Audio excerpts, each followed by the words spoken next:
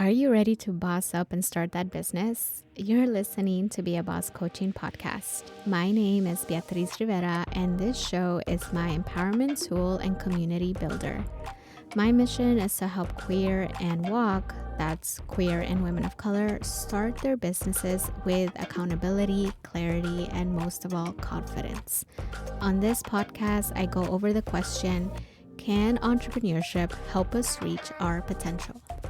I talk about my hardships, my wins, and you'll even hear how other queer and women of color have navigated and come to own their entrepreneur identity. I'm a social worker turned entrepreneur coach, and as such, of course, I'm going to give you tips, inspiration, and maybe even some laughs to help you not just start, but transform into that boss. Hello and welcome to another episode of the Be a Boss Coaching Podcast. My name is Beatriz. I am an entrepreneur and business coach for women of color, BIPOC, and queer entrepreneurs who want to walk along their journey like a boss. And I'm really feeling good about that, slogan. I don't know what to call that. I would like, if you guys think that's a little cheese, let me know. But I like it. I just think it goes well with the Be a Boss coaching umbrella and just the fact that it has the word boss in it. Because sometimes you gotta feel like a boss bitch. You just got to. But I'm so glad that you're here. This episode is more of a very relaxed episode. It's going to be something that I am doing to remain, one, consistent. Because y'all, I think I've said it before, podcasting has really kept me consistent, but it's also a lot of work. And I want this process to remain fun. I want this to remain fun for me. And it is, but I'm an introvert. I get really tired and my energy depletes when I'm talking to a lot of people and whatnot. But this is a solo episode, so I'm really excited because I get to do a solo episode today because it taps in to what I want to talk about, which is 5 things you need to hear as an introvert entrepreneur. It's 5 because it's what I created and came up with, and it's what feels truest to me right now. So this is that. Before I get into it, just want to thank you for being here. I want to thank you for supporting this podcast, for leaving a review, for leaving a rating wherever you listen to podcasts. And I just want to, any other new folks who are listening, thank you so much for being here. I hope that I get to one day meet you and get to talk to you and get to know about your story. And I hope that the episode so far and what we've been talking about, and then everyone else who has shared and come on the podcast and shared their stories, that I hope that they have been fruitful, engaging, and taken so much away. With that being said, I would like to invite you to come on over to beabosscoaching.com if you'd like to learn more about me. And I share a little bit about my background as a social worker, as a former social worker, also as someone who is from South Central Los Angeles, someone who lived in New York for 8 years and has just learned so much over the past decade. And now over these past 2 years as a business owner, as a coach, learning about other people's businesses and just creating. I want to share really quick that I've been having so many ideas lately. I actually had a conversation with my husband recently this weekend about wanting to open up a physical store, like a brick and mortar.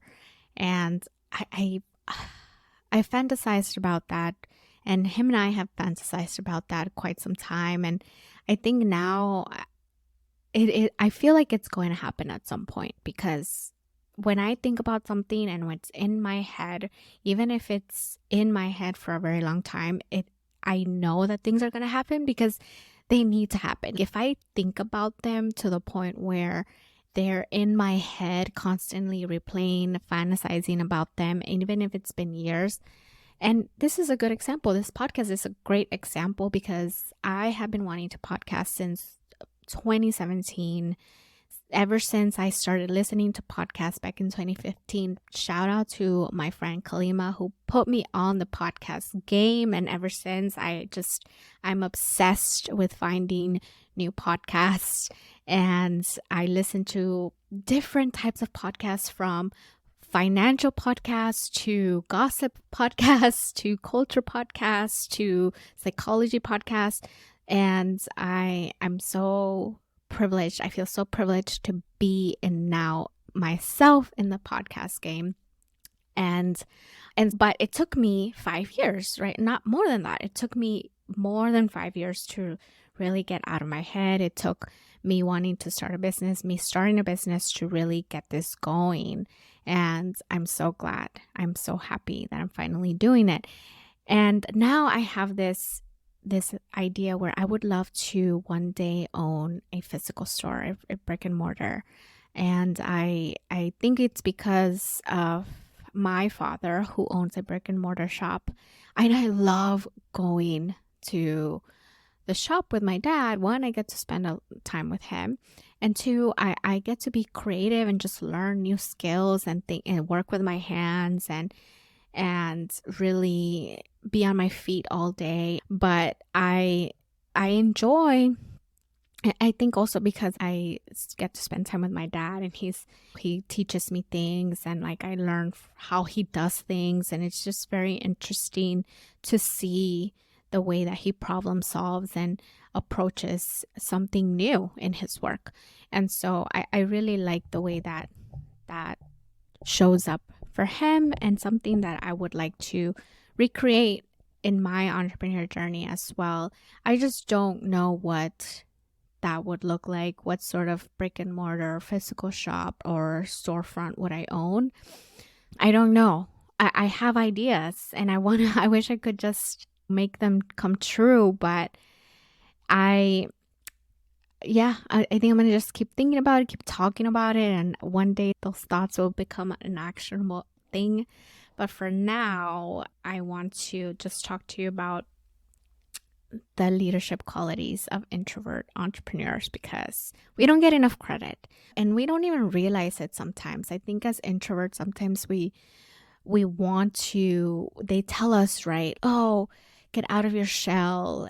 And there's a lot of strength that can be packed into someone that considers themselves an introvert and who sees themselves in spaces that are traditionally made and designed for extrovert people.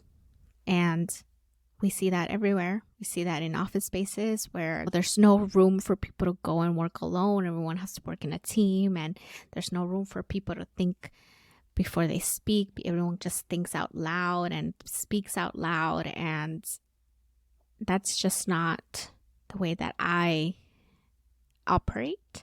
And that's why this podcast has also been really great, because I get to, like right now in the solo episode, I get to be alone and share with you my thoughts. And I hope it resonates. Okay, so let's get into it. Number one, as an introvert entrepreneur, you're a leader who inspires those around you to do their best work. When I was at my previous job and I was an administrative manager for the care management department, I loved motivating and inspiring my team because they were so brilliant. They were so brilliant. And that's what I love to do. And I think that's why I love coaching too. It's because I get to work with people who are ambitious, who are fucking ambitious, and who are just their values and their need to create impact and to really help people. That just gives me so much life, to be able to work with people who are deeply committed to their work and deeply committed to the point where sometimes it gets us stuck because we're so committed and we are so passionate about it that sometimes we want to make sure that we come back to that, and we don't know how to move forward because we don't want to reduce our work to just work or to just meet goals. It's no, there's a passion behind it. And I, as an introvert and as an entrepreneur, as a business owner, and especially if you're a solopreneur, and if you're an introvert that's like really about like you value solo time and you're a solopreneur and you've been doing your business, I'm sure that you have seen it in not just other ventures. Maybe you had a previous job, maybe you've been at school, maybe within your own family, you realize that you can inspire people and they really value what you have to say because you take your time to think through problems. You take your time to think through challenges that people bring to you. And I'm sure that you've seen it within your relationships, your family, other jobs, school, other settings where you're working in groups and with people.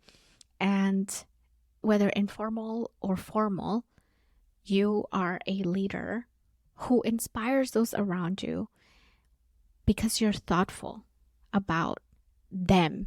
You want them, you're a listener. And that brings me to point number 2, which is you are representing leadership as an open-minded process to hear not just the loudest ideas, but thoughtful ideas. And sometimes we get caught up in someone's very articulate, loud, very energetic message, and we don't realize that we dismiss ideas sometimes when they're not coming from those people. And some folks who are quieter, who take their little time, they don't express those ideas. And though they may have even better ideas than just the ones that are loud, than just the ones who are outgoing, who put themselves out there, who are riskier.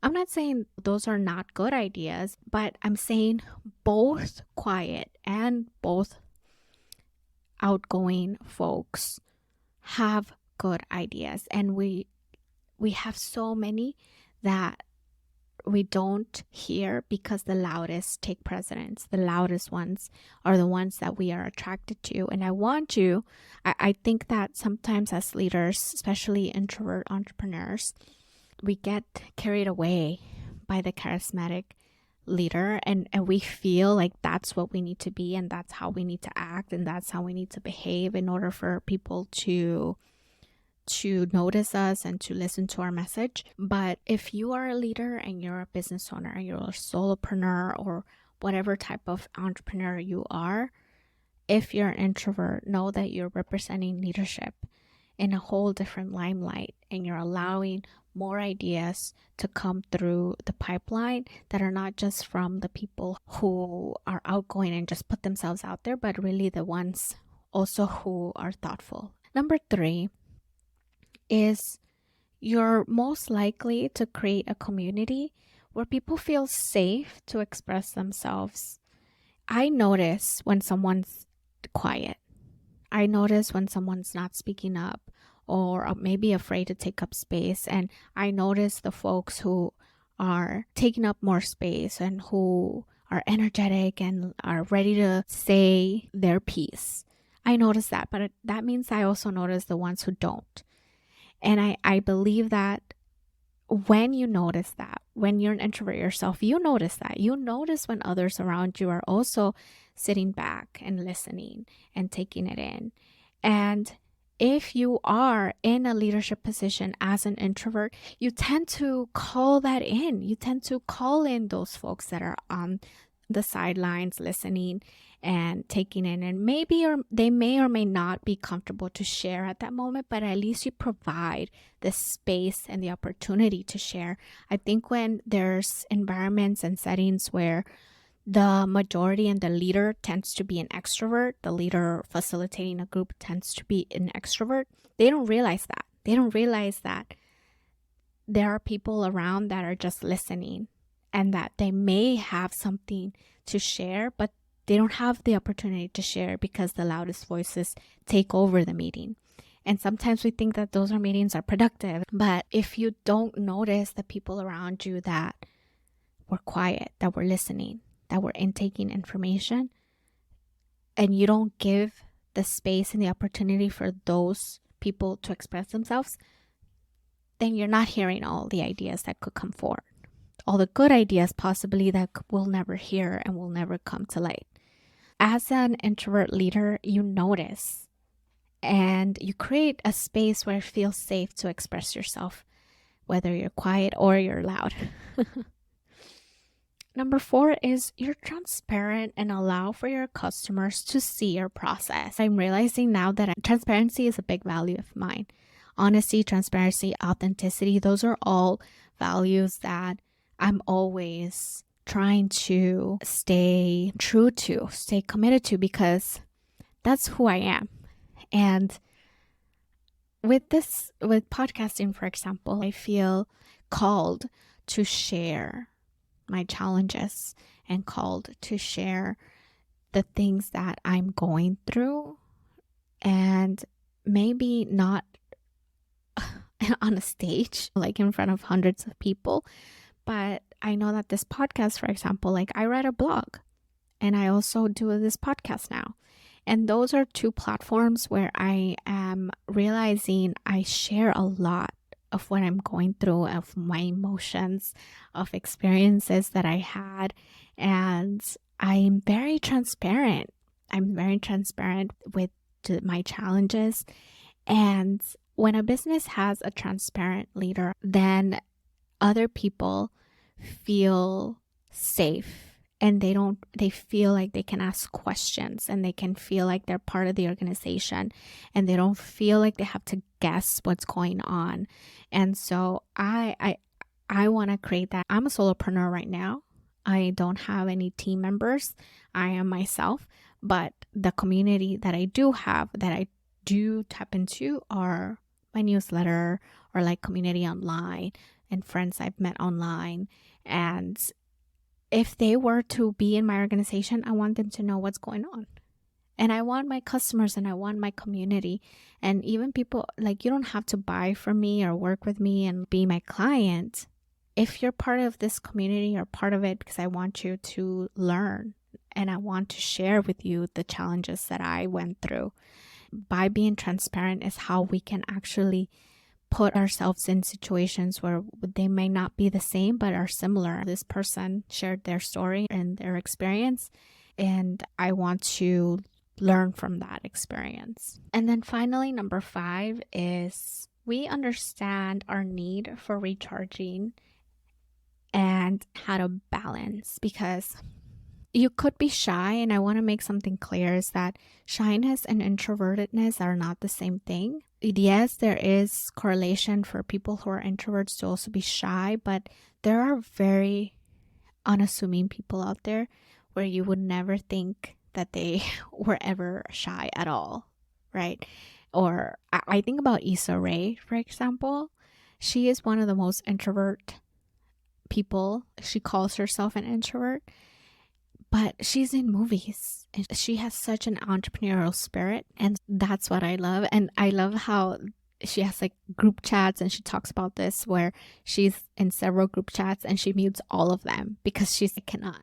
And that's me. And I know that for me, sometimes this translates and kind of bleeds into my relationships, my like personal relationships with friends. I won't text my friends. I won't. And to my friends out there who are listening to this podcast, I'm sorry if I haven't texted you back. I will soon. I have been thinking about all these people that I need to reach out to and hang out with and catch up with. And sometimes it's so overwhelming, so I try not to think about it too much. But we have this balance, right? Like we know that we need to recharge, but we are also able to balance when we can be social, when we need to be social, when we need to be a specific way in order to get that sale, get the client, pitch someone, pitch investors, whatever.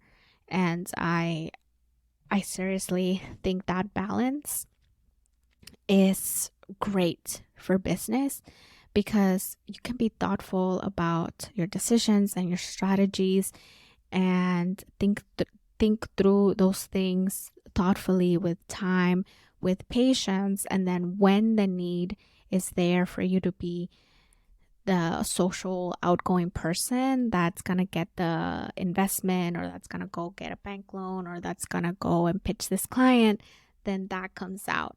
But there's a balance.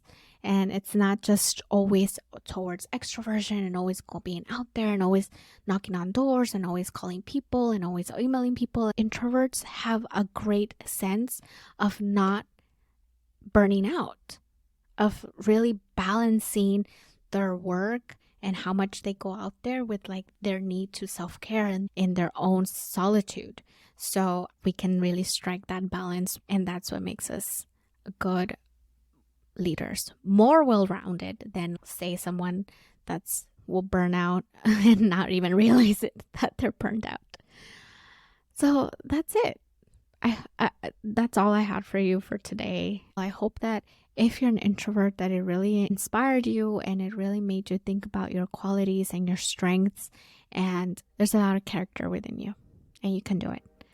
Thank you so much for being here. I hope you come visit me at beabosscoaching.com, or you can come on over to Instagram at beabosscoaching and tag me if you're listening to any of these episodes.